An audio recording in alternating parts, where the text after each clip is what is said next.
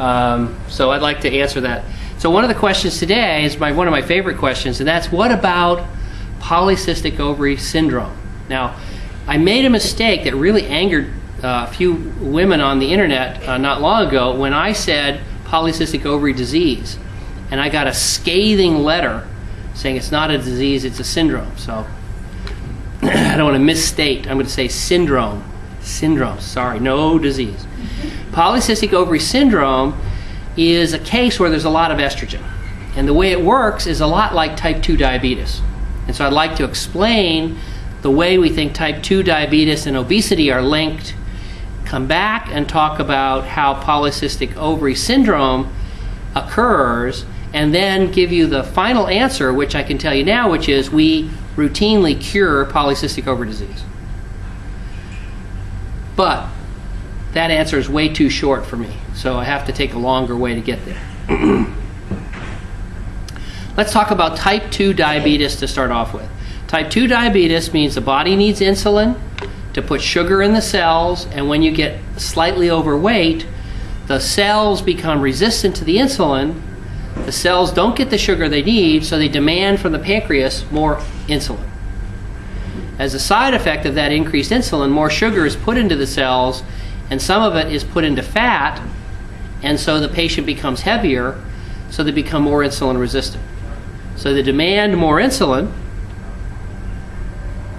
they put more sugar in the cells, and they get heavier, and they need more insulin.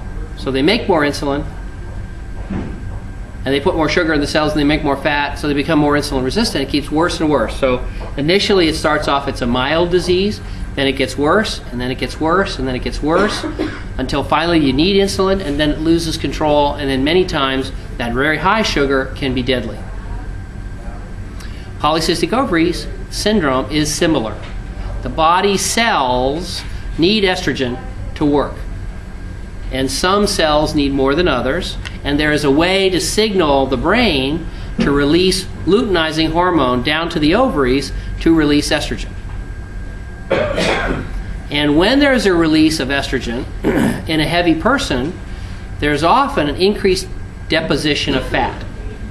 And with that increased deposition of fat, just like in type 2 diabetes, there's an increased resistance to the effect of estrogen, so the cells send an increased signal to the pituitary, increasing luteinizing hormone, increasing estrogen. So there's the same vicious cycle that we just described in diabetes in polycystic ovary syndrome. And as the estrogen gets higher and higher, the force, the drive in the ovaries, they start to form cysts. The little engines down there are just going crazy, and cysts start to form. And as the estrogen gets higher and higher in the bloodstream, stuff happens.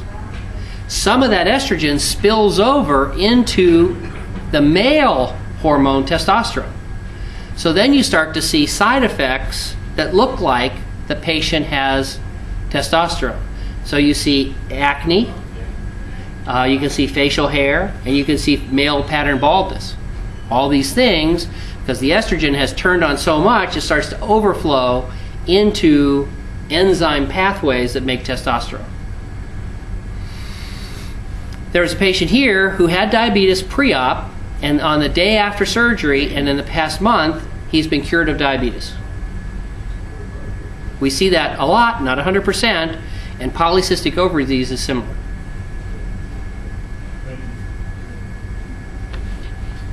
I'm here as a graduate. I'm 2.5 years out. I just want you all to know I came in here in June of 06 at 278.5 pounds. I weigh 134 pounds, okay? You asked about skin and all that stuff. I do have it. There's no two ways about it. When you weigh that much, you can't help it. But, I've decided at this point that I'm probably too old to even think about beauty. I'm just happy being able to go in the store and getting a decent piece of clothing to wear,